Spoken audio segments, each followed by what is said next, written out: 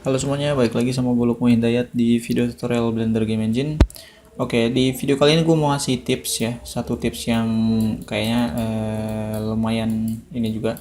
Oke, mungkin kalau misalkan teman-teman kayak nanya atau misalkan mungkin bertanya-tanya di app BGA atau di Blender Game Engine bisa nggak sih bikin kayak outliner kayak kartun gitu ya? Soalnya kalau misalkan kita lihat di YouTube itu kebanyakan mereka tuh kayak bikin gini. Jadi kalau misalkan di YouTube itu kebanyakan tuh gini bikinnya. Ini misalkan objeknya yang mau bikin outlinernya gitu, kemudian di duplicate gitu kan, terus digedein, terus yang ininya di kayak gini, terus ininya nambahin baru, terus di shadeless, ya kan? Nah, terus kayak gini, terus di flip normals kayak gini ya. Memang ini kelihatannya emang kayak ini sih, memang kayak ada outlinernya, cuma kalau misalkan kayak gini ya capek jadinya gitu kan. Dan ini kalau misalkan kayak gitu harus, kalau pengen gedein kayak gini harus satu-satu gitu kan. Terus kalau misalkan belum, misalkan objeknya ini gerak-gerak segala macam, berarti ini harus di attach juga gitu. Nah ini bakalan nambahin ini juga nih, kayak bikin nambahin kayak vertexnya kan makin banyak berarti. Nah di sini gue nemu tips. Ini sebenarnya nggak sengaja sih, gue tes juga.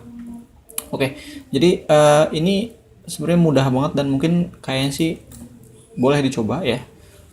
Nah, caranya misalkan kita pengen bikin kayak outline di apa kayak kartun gitu lah ya, kayak kartun shading gitu, tone shading, cell shading, sorry namanya itu cell shading. Ya, misalkan kita nih yang si anjing ini. Oke, anjing. Oke, misalkan gini. Jadi kita akan bikin satu tekstur dulu di sini. Tekstur material. Kita akan tambahkan material. Kita akan kasih dia namanya misalkan outline.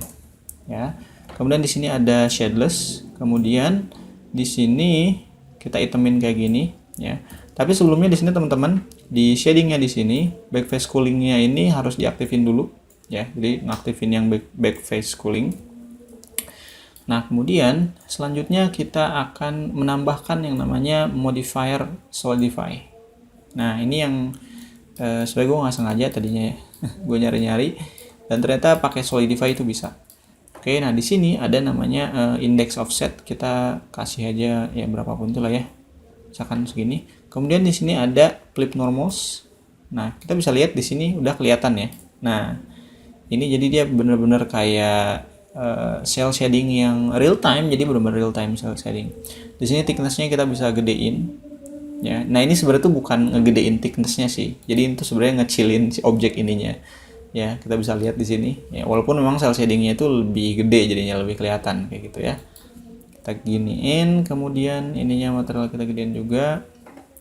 Oke, nah jadi kelihatan ya, kelihatan ya dia kayak shell shading lah jadinya kayak gitu kan. Jadi ini benar-benar kayak real time lah intinya gitu. Oke, dan kalau misalkan kita play,